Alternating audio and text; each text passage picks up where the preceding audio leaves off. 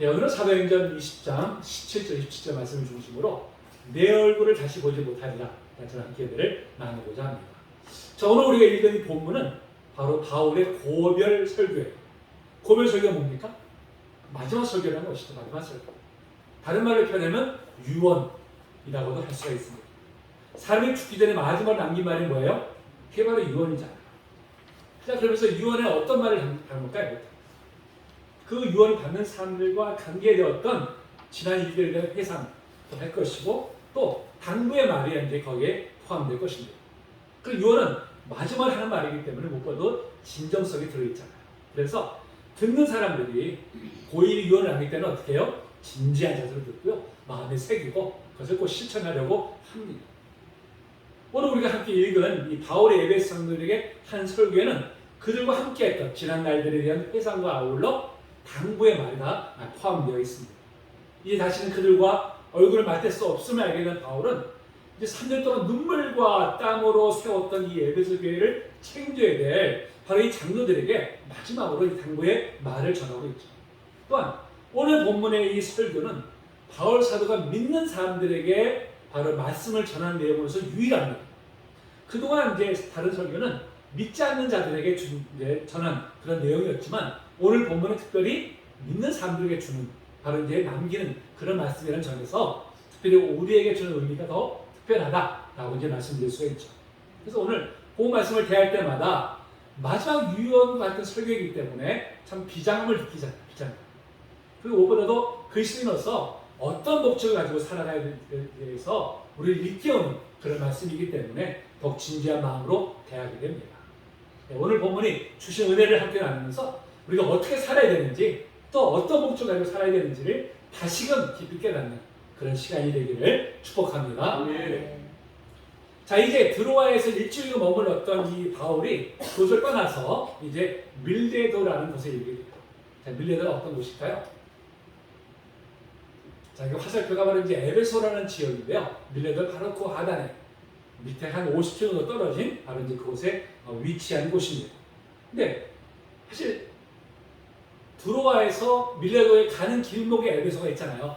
그러면 4년 동안이나 눈물과 땀으로 섬겼던 그런 교회라면 의당 그곳에 있는 성도들 마지막으로 한 번 더 보고 싶은 마음이 컸을 텐데 그런 에베소를 거치지 않고 밀레도에 와서 에베소 장로를 청하죠. 자, 그것이 바로 오늘 이제 말씀입니다.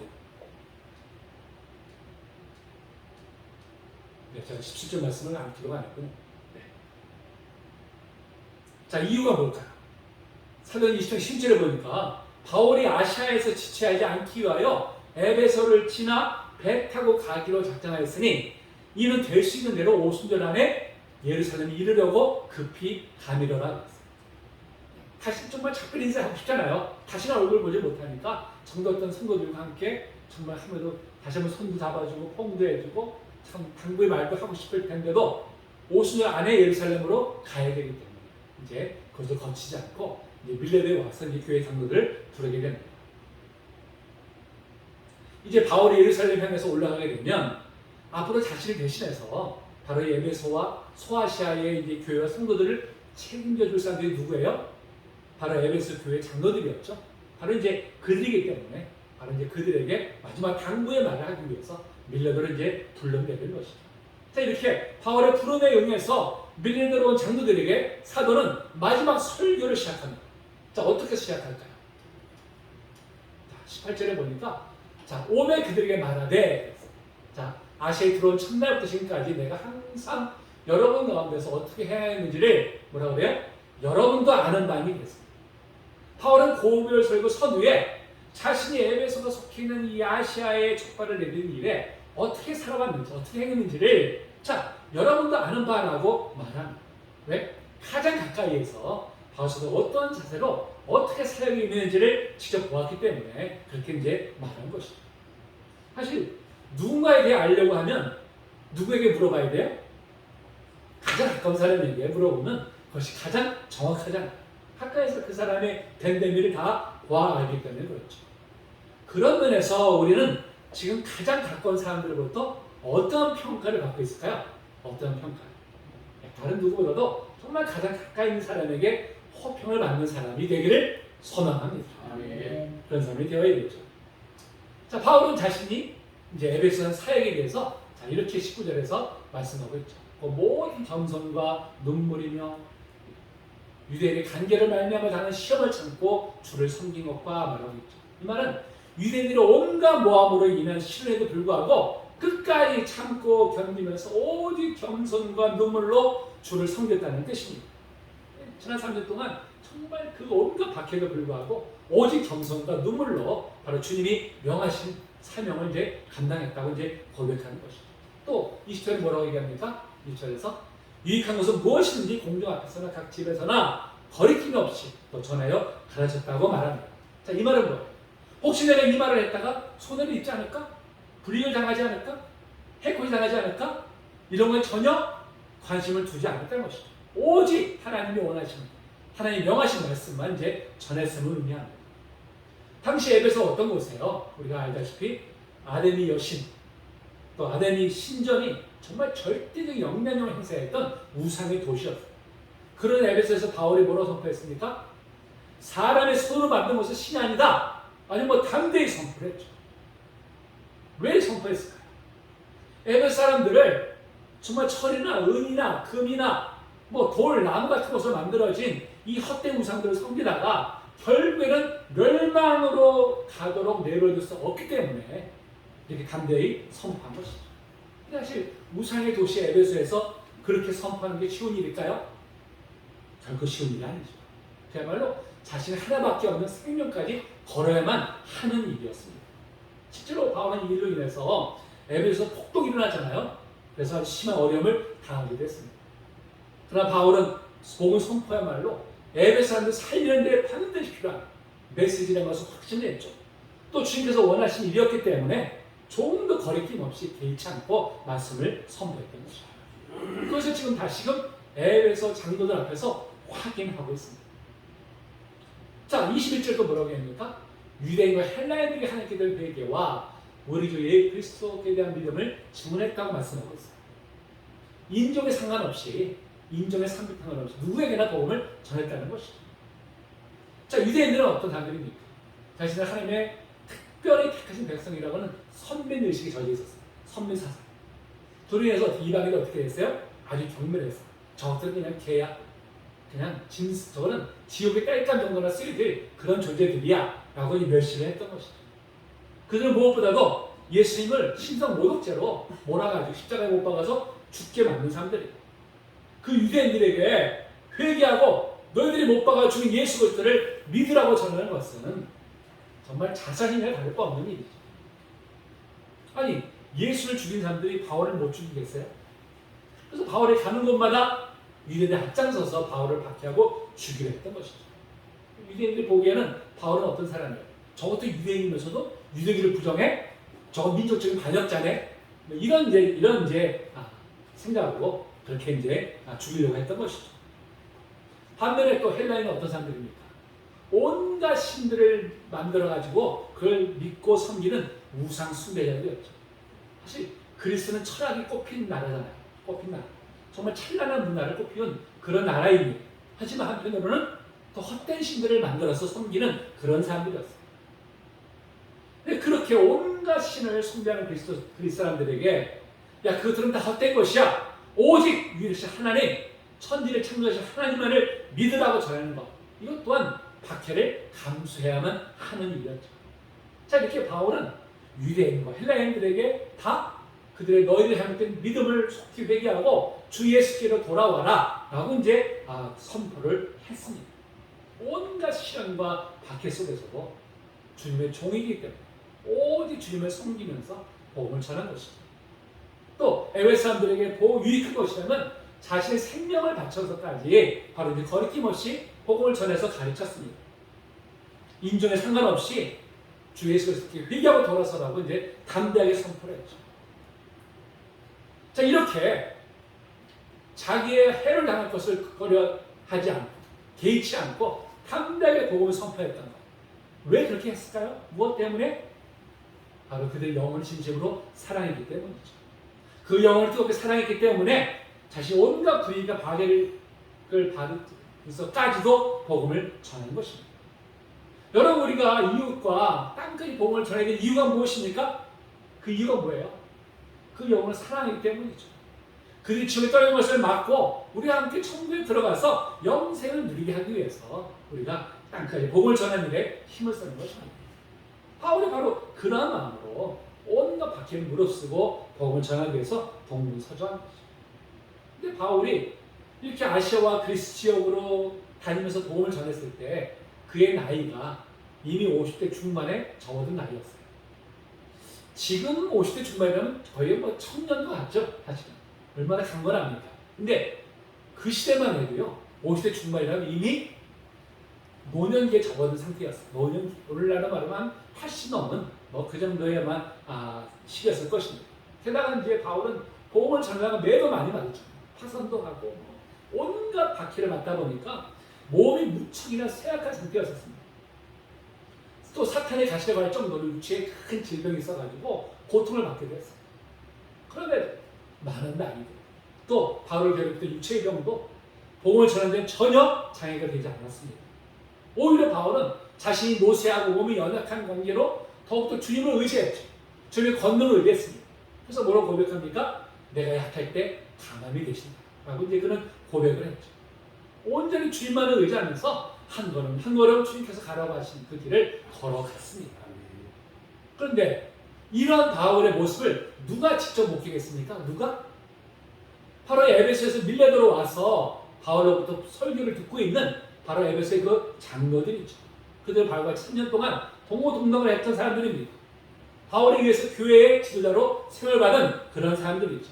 그들은 바울과 지내면서 온갖 시련과 박해와 도전 속에서도 바울이 어떻게 주님을 섬겼는지, 그리고 자기들을 어떻게 대했는지, 또 주님의 증인으로서 복음을 어떻게 선포했는지 다 보고 겪었어요. 너무나 잘 알고 있었던 것이죠. 그런데 너무나 잘 알고 있는 그들에게 내가 어떻게 했는지를 여러분이 잘 알고 있다, 이렇게 또 말하는 이유가 무엇일까요? 그 이유가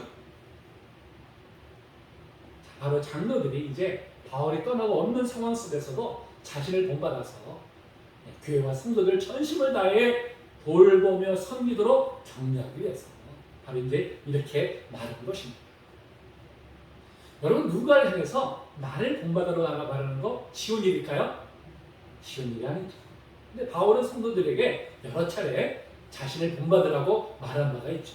자, 골로새서 1장 12장 1절과 빌립보 3장 17절 말씀입니다. 자, 읽어볼까요? 자, 시작. 내가 그리스도를 받는 자와 같이 너희는 나를 본받는 자가 되라. 를 본받은 것처럼 그와 같이 행하는 자들을 눈여겨보라. 저는 사실 예전에는요, 이 말씀을 읽을 때마다 나를 본받으라는 이 말이 마음에 좀 걸림돌이었어요. 아무리 바울 사도를 해도 자신을 본받으라는 말을 어떻게 할 수 있어? 이 교만 아니야? 사실 이런 생각이 좀 들기도 했었어요. 근데 후에 참 이렇게 말하기까지 얼마나 자신을 죽이고 또 죽이면서 말씀에 순종하기 위해서 몸을 쳤을까라는 게 그걸 깨닫게 되니까 참 이 말에 깊이 공감하게 되었습니다. 감동을 받게 되었어요. 참 비단 바울 말이 아니라 많은 사람들이 자기 자녀나 또 다른 사람들에게 자신을 본받으라는 말을 하곤 합니다. 근데 정작 자신 스스로는 어떻게 해요? 스스로 한 말에 대한 책임을 지지 못하는 경우들이 종종 있어요. 그러니까 그야말로 말과 행동이 따로따로가 되는 거죠. 그러면서도 자신은 잘하고 있다고 착각을 합니다. 이게 참 무서운 거예요. 그 이성우화에 이런 얘기가 나오죠. 이성우화에 바닷개가 그 새끼들이 옆으로 걷는 것을 고쳐주기 위해서 다 모이라고 해요. 그래가지고 너희들 그렇게 옆으로만 걸으면 어떡하니? 엄마가 이제 시범을 보여줄 테니까 이제 그대로 따라하렴?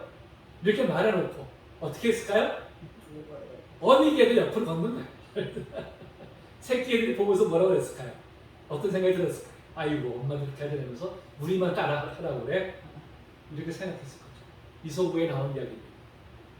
그럼 누군가의 본을 보여서 자신을 따르게 하는 것만큼 어려운 일이 사실 없어요. 말은 하기 쉽잖아요. 쉬운데 행동하기 쉽지 않기 때문에 그렇죠. 그때 우리는 말이 앞서면 안 되죠. 행동으로 본을 보여주기로 우리가 힘을 써야 됩니다. 아멘. 그럴 때 비로소 나를 본받으라고 말할 수 있는 것이죠. 저도 사실 목회자로서 우리 성도님들에게 감히 나를 본받으세요 라고 말할 수는 없습니다. 부끄러운 면이 많으니까. 그래서 적어도 여러분들에게 부끄러운 모습을 보이지 않기 위해서 정말 모든 일에 제가 절제를 해왔어요. 지금까지 그런 목회를 해왔다고 저는 자부를 합니다.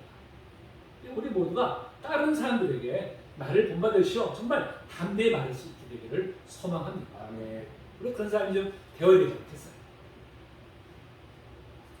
자, 이렇게 에베소에서 지난 날을 회상하면서 장로들에게 자신을 본받아서 교회와 성도를 섬기도록 당부한 사도는 이제 앞으로 일어날 일과 그에 임하는 자신의 자세에 대해서 이렇게 말하죠.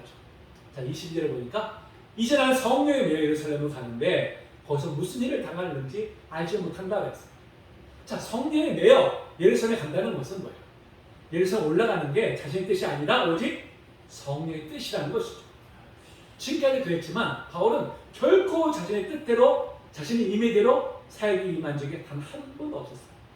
늘 그랬듯이 오직 성령의 인도심을 따라서 나아갔고, 비록 그 길이 험난한 길이고 박해가 연속되는 길이었음에도 결코 주저함 없이 나아갔습니다. 근데 이번에 예루살렘에 올라가는 길도 그 길이 어떤 길을 너무나 잘 알고 있는 거예요. 그 길이 어떤 길입니까? 23절에 보니까 오직 성령이 각성해서 내게 증언하여 결박과 환난이 나를 기다리신다 하시나. 그 길이 어떤 길이에요? 결박과 환난이 기다리는 길입니다. 지금까지 걸어온 길보다 훨씬 험난한 일이 일어날 것이 예상되는 길이었어요. 사실 그 누가 뻔히 고난이 예상되는 길을 알면서도 기꺼이 그 길을 나아가겠습니까? 그러면 사도는 너무나 위대한 신앙 고백을 하죠. 바로 오늘 24절 말씀입니다. 너무나 우리가 잘 알고 있는 말씀이죠. 다시 한번 우리 읽어볼까요? 자, 시작. 내가 달려갈 길과 주 예수께 받은 사명 곧 하나님의 은혜의 복음을 증언하는 길을 마치려 하면은 나의 생명조차 조금 더 귀한 것으로 여기지 아니하노라. 아멘. 결박과 박해가 기다리고 있는 예루살렘 올라가는 길을 뭐라고 고백합니까? 내가 달려갈 길이라고 고백합니다. 내가 달려갈 길은 무슨 뜻이에요? 자신이 반드시 가야 하는 길이고요. 반드시 가야만 하는 바로 길은 그런 길이라는 의미죠. 왜 그렇게 고백할까요? 바로 주 예수께 받은 사명, 하나님의 은혜의 복음을 증하는 일은 주께서 친히 바울에게 맡긴 사명이기 때문에 그때는 반드시 가야만 하는 길이라고 고백한 것이죠. 자, 이어서 이 사명을 완수하기 위해서는 자신의 생명조차 조금 더 귀하게 여기지 않는다고 말합니다. 복음을 전하다 설령 죽을지라도 끝까지 달려갈 정도로 이 사명을 귀하게 여기기 때문이죠. 아멘. 여러분, 사실 이 세상에서 가장 귀한 것이 뭐예요? 생명이잖아요. 생명보다 귀한 것이 어디 있습니까? 주님께서도 이 세상에서 가장 귀한 것이 생명이라고 말씀하셨죠. 마태복음 16장 26절입니다. 시작. 사람만이 온 천하를 얻고도 제 목숨을 잃으면 무엇이 유익하리요? 사람이 무엇을 주고 제 목숨과 바꾸겠느냐? 자, 그럼에도 이렇게 가장 귀한 자의 생명까지도 걸 수 있는 것이 뭐예요? 그게 바로 주님이 주신 사명이라는 것이죠. 이런 마음을 가졌기 때문에 결박과 환난이 기다릴 줄 알면서도 기꺼이 예루살렘으로 올라가는 것이죠. 참 이런 신앙 고백 앞에 참 부끄러운 제 자신의 모습을 참 보게 됩니다. 이렇게 자신의 목숨까지 기꺼이 내어놓을 수 있을 만큼 귀한 사명은 바울을 받은 것이 아니라 저에게도 주셨어요. 우리에게 모두에게 주셨습니다.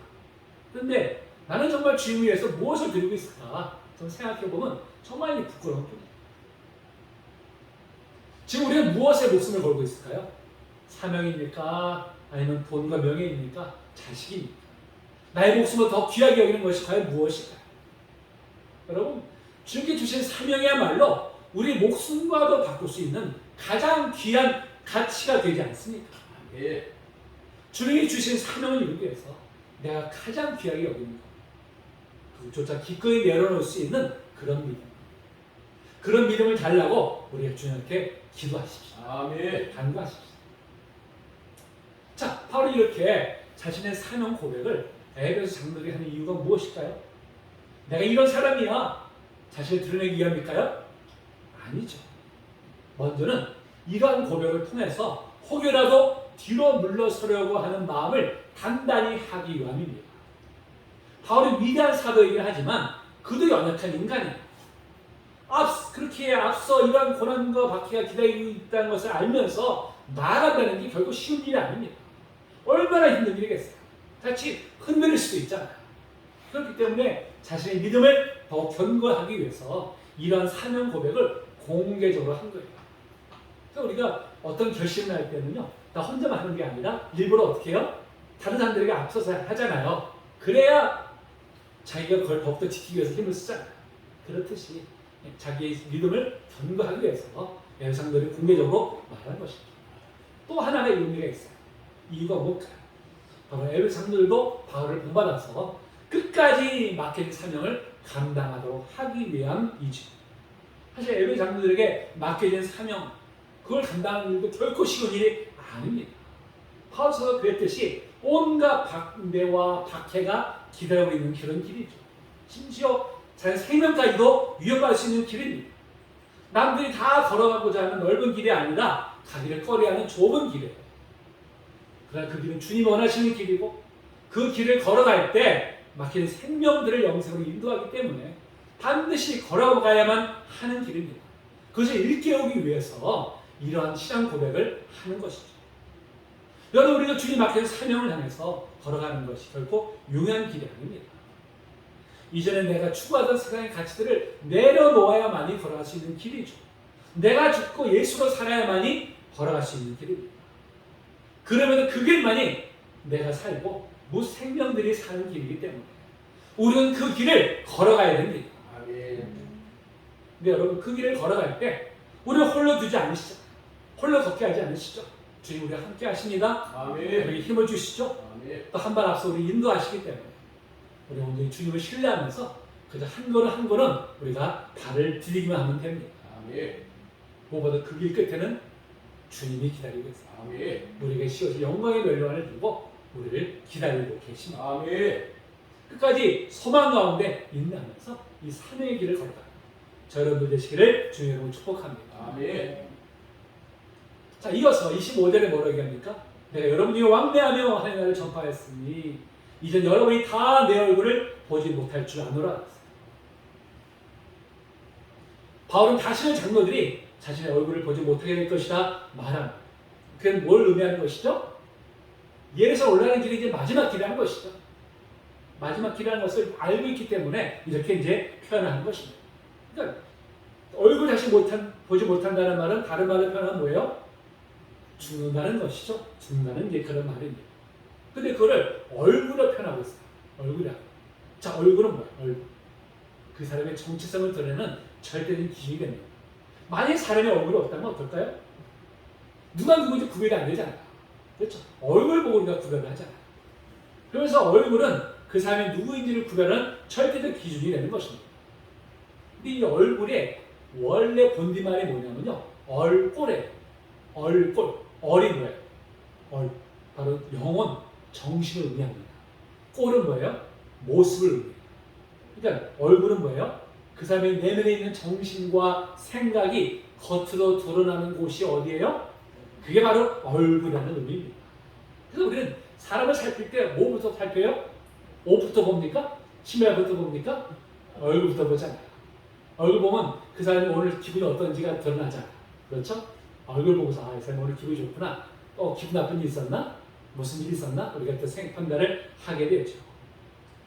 또 그 사람의 살아온 인생이 얼굴에 새겨져 있어요. 그러면서 얼굴은 몸의 일부가 아니라 그 사람의 존재 자체다라고 얘기하시는 것이죠. 예전에 미국의 링컨 대통령이 이런 말을 했어요. 40 이전의 얼굴은 부모 책임이지만 40 이후의 얼굴은 본인 책임이다. 이렇게 말한 바가 있습니다. 뭐 절대적인 진리라 할 수 없지만 얼굴에 자신의 인생이 그대로 드러나기 때문에 자신을 잘 다스려야 된다는 이런 의미로 이제 이 말을 한 것으로 보여집니다. 자, 그렇다면 지금 우리들의 얼굴에는 어떤 모습이 새겨 있을까요? 어떤 모습? 주님을 닮은 얼굴일까요? 아니면 세상의 무거운 짐이 눌려있는 얼굴일까요? 아니면 세상에 칼에 찌든 얼굴일까요? 스스로 얼굴 잘 안 보이죠? 보이세요? 우리가 어떤 얼굴을 나타내야 됩니까? 주님을 닮은 얼굴. 그렇죠? 주님의 닮은 모습이 얼굴에 드러나기를 우리가 힘써야 될 줄 믿습니다. 여러분 모든 인간에게는 이 세상에서 영원한 작별이 반드시 있기 마련입니다. 살아있는 한은 언젠가 다시 만날 수 있잖아요. 또 다시 만날 수 있는 소망도 우리가 갈 수 있지만 죽음은 이런 소망 자체를 원천적으로 차단하고 맙니다. 그렇기 때문에 죽음을 앞두고 있다는 것 자체가 비장함을 가져다 주는 것이죠. 바울이 다시는 자신의 얼굴을 보지 못할 것이라고 장로들에게 말한 것은 이제 예루살렘으로 올라가는 길이 죽음을 앞두고 있는 길이기 때문에 마지막 유언임을 알라는 의미이죠. 마지막 유언이기 때문에 그만큼 비장한 마음으로 자신의 당부를 받아들여 달라는 것입니다. 자, 그럼 26절, 27절 뭐라고 얘기합니까? 모든 사람에 대해서, 사람의 피에 대해서 내가 깨끗하다라고 말합니다. 왜? 내가 꺼리지 않고 할 뜻을 전했기 때문인 것이죠. 자, 이 말은 에스겔서의 말씀을 인용한 거예요. 자, 에스겔 33장 6절 말씀입니다. 자, 시작.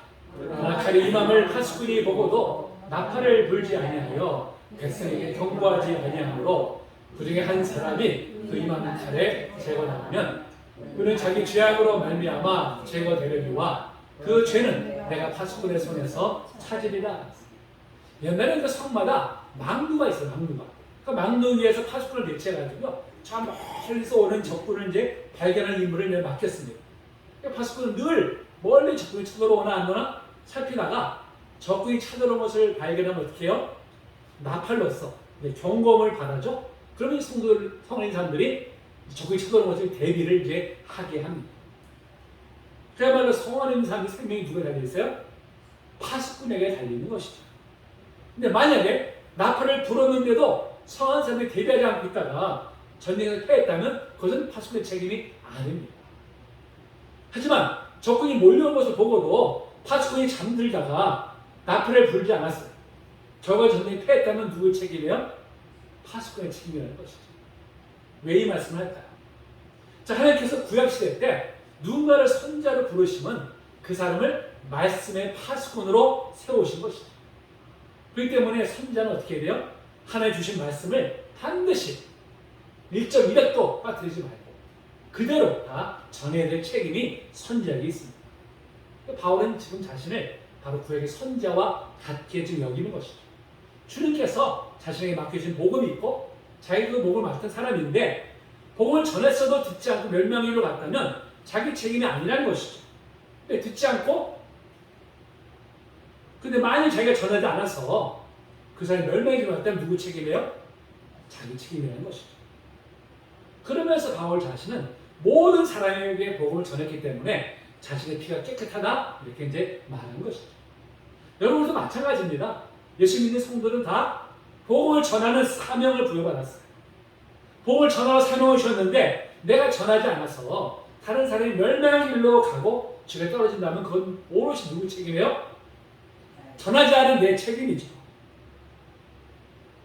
내가 전했는데 듣지 않아서 그렇게 됐다면 내 책임은 아닙니다. 그런 면에서 우리의 할 일은 뭐예요? 힘써 복음을 전하는 일이죠. 그 결과는 주님께 맡기면 됩니다. 그래서 바울도 때를 어떤지 뭐였든지 어떻게 하라고 그래요? 말씀을 전파하라고 명령했죠. 디모데 4장 2절 말씀입니다. 시작. 너는 말씀을 전파하라. 때를 어떤지 못 어떤지 항상 힘써라. 범세 오래 참음과 가르침으로 통책하며 경계하며 권하라. 아멘. 항상 때를 어떻게 뭐든지 어떻게 해요? 말씀을 전해야 될 사명이 우리에게 부여진 줄 믿습니다. 하나님 우리에게 우리 한 사람 한 사람을 다 복음의 파수꾼으로 부르셨어요. 우리도 사도 바울처럼 복음의 파수꾼으로 사명을 가지고 살아가기를 원합니다. 아멘. 왜? 나 자신과 세상을 살리고 세우는 길이 바로 여기 있기 때문이죠. 그러면서 오늘날 이 교회가 세상으로부터 좀 외면을 당하고 있는 게 너무나 안타깝죠. 그럼에도 불구하고 여러분 교회만이 소망입니다. 아멘. 아무리 교회가 제 역할을 못한다고 할지라도 교회만 이 시대의 소망이에요. 왜? 교회가 복음을 맡았기 때문에 그렇죠. 교회가 복음 말씀을 맡았기 때문에 그렇습니다. 아멘. 그때 우리는 교회가 세상을 살리는 사명을 감당하기 위해서는 무엇보다도 교회의 구성원인 우리가 먼저 복음대로 살아가야 됩니다. 말만 건드려 하지 말고 삶으로 살아내야겠죠. 우리 얼굴에 예수님의 얼굴을 가져야 됩니다. 우리가 예수 믿는다고 하면서 세상 사람들과 전혀 다를 바 없는 세상에 무거운 짐을 지고 허덕이는 그런 얼굴로 살아가야 되겠어요? 안 되죠. 예수의 얼굴을 우리가 가져야 되죠. 예수의 얼굴이 우리 안에 우리 얼굴 속에 드러나야 됩니다. 그래야 우리가 복음을 전하는 삶을 감당할 수가 있는 것이죠. 여러분, 지금 우리는 어떤 얼굴을 가지고 살아가고 있습니까? 주님의 선하심이 드러나는 얼굴입니까? 언제나 우리가 이 세상을 작별해야 올 텐데, 여러분, 이 땅에 남아있는 사람들이 우리를 회상할 때 어떤 얼굴로 우리를 기억해 줄까요? 어떤 얼굴? 정말 예수님의 모습이 담겨져 있는 그런 얼굴을 기억한다면 우리 인생은 복된 인생이죠? 정말 주님 주시 맡긴 사명 잘 감당한 그런 인생이 될 줄로 믿습니다. 아멘. 늘 밝게 웃으면서 정말 사랑 가득한 눈으로 자신을 바라봐주던 그런 얼굴로 떠올린다면 정말 우리 인생은 성공한 삶이라고 할 수 있는 것이죠.